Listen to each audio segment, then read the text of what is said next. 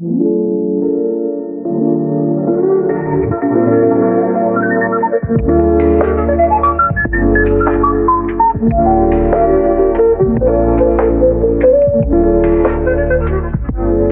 everyone, so brain health, huh? Seems like we're all about diving deep this time.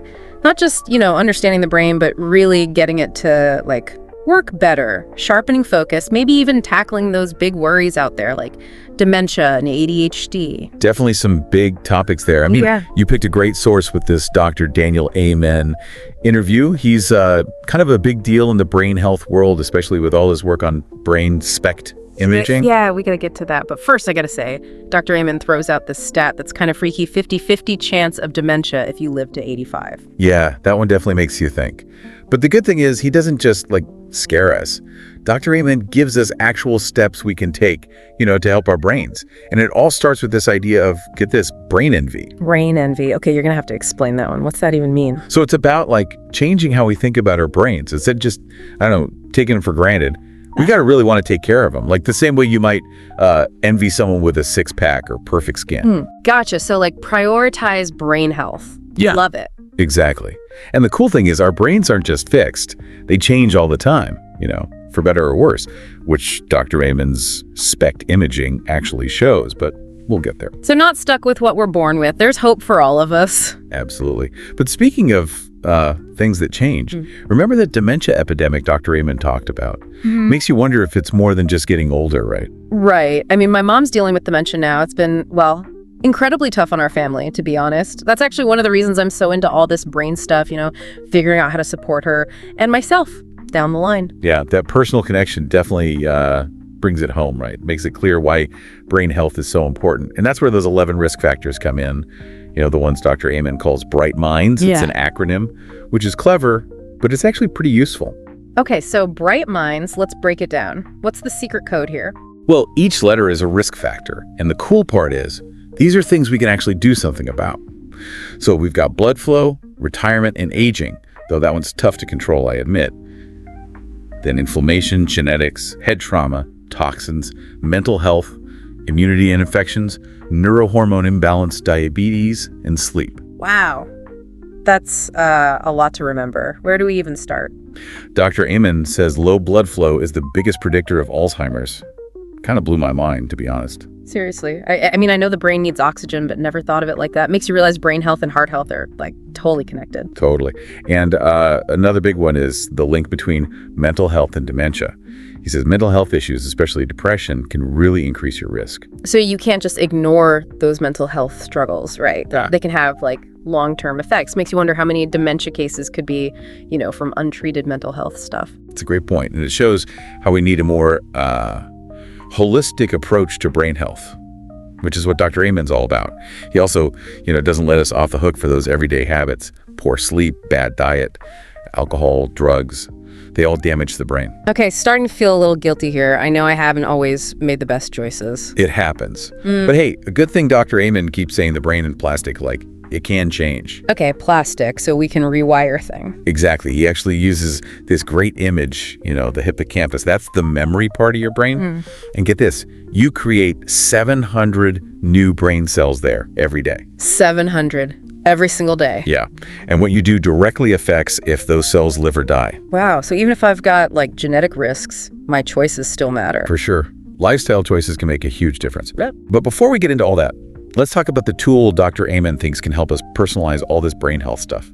SPECT imaging. Yeah, the SPECT thing seems like it's a big part of his approach, but also kind of controversial, right? Can you break down what it is and why people are freaking out about it? Sure. So SPECT stands for Single Photon Emission Computed Tomography. It's basically a nuclear medicine study. It uses a tiny bit of radioactive tracer to measure blood flow and activity in the brain. So it's like taking a picture of your brain while it's working. Exactly. You get these images that show which areas are functioning well, which are underactive, meaning they're not working hard enough, and which are overactive. Makes sense, but why the controversy? Well, some doctors think SPECT isn't, reliable enough for diagnosing mental health conditions. They say interpreting the images can be subjective, and that there's not enough scientific proof to back up using it. But Dr. Amen seems pretty convinced about its value, right? He does. He thinks it lets us see the physical stuff going on with mental health issues, which, often come from specific areas of the brain. He actually tells this really interesting story about his nephew, Andrew. It's a powerful example of how SPECT can be, life-changing. Want to hear it? Lay it on me. Okay, so Andrew, he was having some serious behavioral problems. Anger, aggression, even drawing disturbing pictures. Traditional psychiatry might have just labeled him as, troubled or defiant. But Dr. Amen thought there was something more going on. He had a hunch. So he decided to scan Andrew's brain using SPECT. And the results were crazy.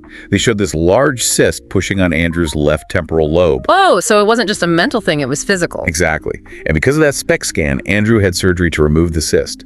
And the change in him was unbelievable. He went from this troubled kid to a totally happy, well-adjusted young man. Wow. That's a pretty good argument for looking at the brain itself, the actual organ, rather than just, focusing on symptoms. It is. It's a case for a more personalized approach to mental health. And kind of makes you wonder what our own brain scans would show, right? You've definitely got me curious now. But before we go down that road, I want to talk about ADHD. I was actually diagnosed a little over a year ago. It was a total surprise. I never thought I, fit the ADHD stereotype. It's interesting how those stereotypes can really stick with us.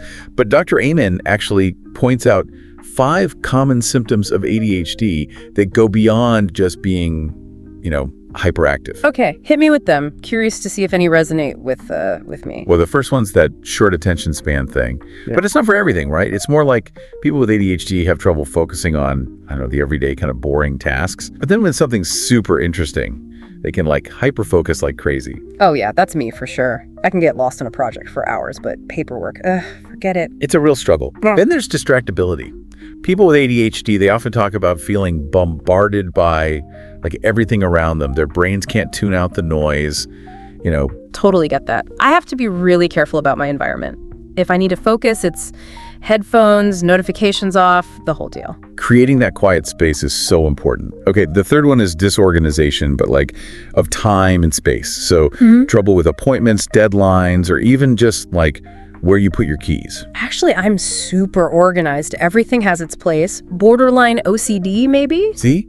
That's so interesting. ADHD isn't one size fits all, right? We're all different. Anyway, the fourth symptom is procrastination.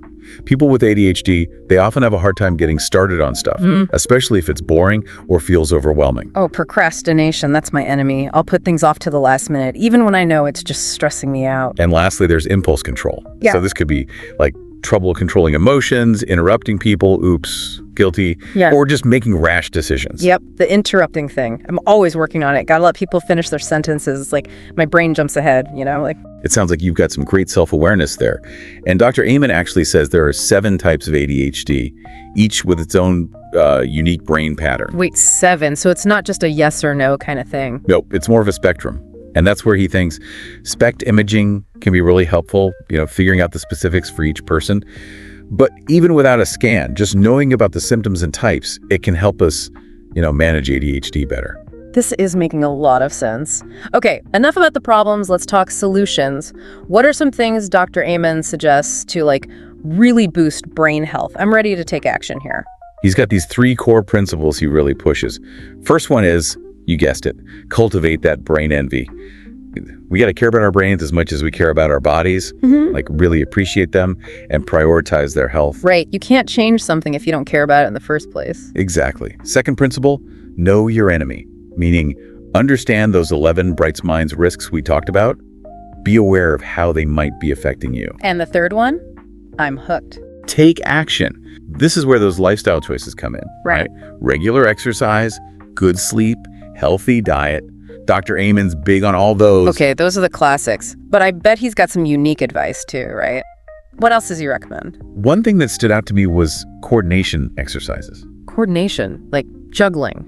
Think more like table tennis, pickleball, even dancing. These things, they activate the cerebellum. It's that part of the brain sometimes called the little brain. Oh yeah, the cerebellum. I remember that from high school biology, something to do with balance and stuff. But how does that affect the rest of the brain? It's all connected. The cerebellum, it's packed with neurons. Half the neurons in your whole brain are in there. So when you do stuff that needs coordination, you're giving it a workout. And that actually has benefits throughout your whole brain. So even if I'm terrible at, like, table tennis, my brain is still getting a boost. Exactly. The more you challenge your brain, especially with new stuff, the more you encourage it to grow and make new connections. This is making me want to try new things. Okay, but I gotta be honest. There's this part of me that's like, what if it's too late? You know, years of not enough sleep, not the best diet, maybe one too many glasses of wine. Can you really undo that damage? I think a lot of people worry about that. But Dr. Amen would say it's never too late to start making changes. He actually talks about this former MLB player, Troy Glaus, who had a lot of concussions, and some not so healthy habits. Wow, even professional athletes have these problems. I mean, they're at the peak of physical fitness, right? Shows you brain health is complicated. It's not just about physical stuff, it's a whole bunch of things together.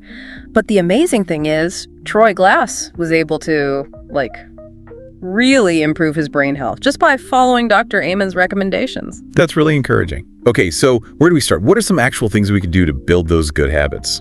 Dr. Amen has some really simple but powerful tips. He says, start each day with a positive affirmation. Even just saying today is going to be great can help put your brain in a good mood, so to speak.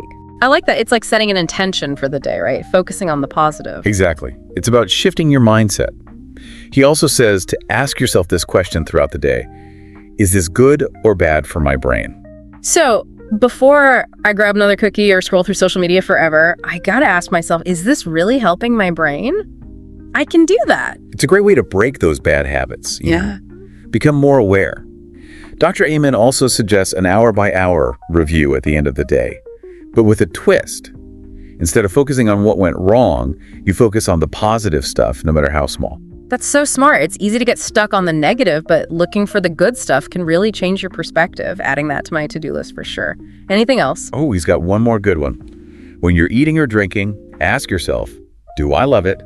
And does it love me back? Okay, never thought of it like that. What does that mean exactly? It's about being mindful about what you eat. Do you really enjoy the food? And just as importantly, does it nourish your body, especially your brain? That's a great way to put it. Like, food and drinks are in a relationship with us. We got to pick the ones that treat us right. Exactly. It's all about, choosing what's truly good for us. These tips are great. They don't feel overwhelming. Just small changes we can actually make. And that's the point, right? Small changes, but consistent, they add up over time. Speaking of things that can affect us over time, what do you think about genetics? Yeah. Dr. Amen talks about the APOE4 gene, which is linked to Alzheimer's risk. If someone has that gene, does it mean they're guaranteed to get the disease? That's what I'm wondering. What if you're just predisposed to this stuff? Is all this effort even worth it? It's not a guarantee. Genetics definitely matter. But Dr. Amen's point is that lifestyle stuff can really change how those genes, actually play out. You're not stuck with your DNA. You still got a lot of control over your brain health. That's good to hear. It puts the power back in our hands, right? We can actually fight back. Exactly. Your choices really do matter. So zooming out a bit, what would you say are the big takeaways for our listeners? What do they need to remember about all this brain health stuff? I think the main thing is that brain health isn't just about avoiding, getting sick. It's about feeling good, thinking clearly, living a better life. It's about thriving. And we have way more control over it than we think, right? Our choices, our habits, even our mindset, it all affects our brains now and in the future. Yeah, it's pretty awesome to know we're not just stuck with the brain we have, right? We can actually make it better. Before we wrap up, got to touch on mental health. Dr. Amen seems to have a different view on things like depression and anxiety. He does. He kind of challenges that traditional idea that mental health is all in your head, so to speak. He thinks a lot of these issues actually come from physical stuff happening in the brain. Yeah. And he uses SPECT imaging to find those patterns. So instead of just treating the symptoms with meds or therapy, he's looking for the root cause in the brain itself. Kind of like a mechanic, checking under the hood instead of just slapping on a Band-Aid. Perfect analogy. And that's why he thinks SPECT can really personalize mental health treatment. He also talks about how different types of depression show up differently in brain scans, which might explain why some people respond to certain treatments better than others. Makes sense. I'm also really interested in what he says about the mind-body connection, that we got to pay attention to inflammation, gut health, hormones, all that, for good brain health. He sees the body and brain as totally connected. What affects one affects the other. You can't really have a healthy mind without a healthy body, That makes a lot of sense. It's about the whole picture, right? Taking care of everything. That story about his nephew, Andrew, with the cyst, it really made me think. Seeing that physical proof and how much he changed after surgery, it makes me kind of want to see what my own brain scan would show. That's totally normal to be curious and maybe a little nervous about, what you might find out. But remember, knowledge is power. Understanding your own brain can give you a lot of insight into, yourself, your strengths, weaknesses, where you need to focus. Dr. Amen seems to think everyone could benefit from a brain scan, even if they don't have, a specific problem. He sees it as a preventative tool, a way to catch stuff early and make changes, before things get worse, like getting regular checkups, but for your brain. So it's not just about finding problems, it's about understanding your brain and making it work better. Exactly. Yeah. It's about this amazing organ that controls, everything about you.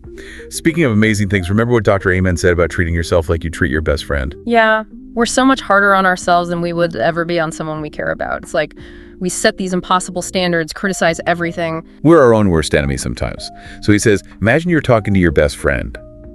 What would you say to them if they were struggling? Now say that same stuff to yourself. Be kind to yourself. Love that. We all need a little more self-compassion. For sure. Okay, so as we wrap up this deep dive into brain health, what's one final question we can leave our listeners with? Something to, get them thinking. How about this? If you could create the perfect brain healthy day for yourself, what would it look like? What would you do? What would you eat? How would you think? I like it. It's a chance to get creative, right? Design a day that really takes care of your brain. Your brain is your most valuable thing. Take care of it, give it the right fuel, challenge it with new stuff, and remember, it can keep changing and growing no matter how old you are. That's a great point to end on. Thanks for joining us on this brain health journey. Hope you found it helpful, interesting, and maybe even a little bit inspiring. Until next time, keep those brains healthy.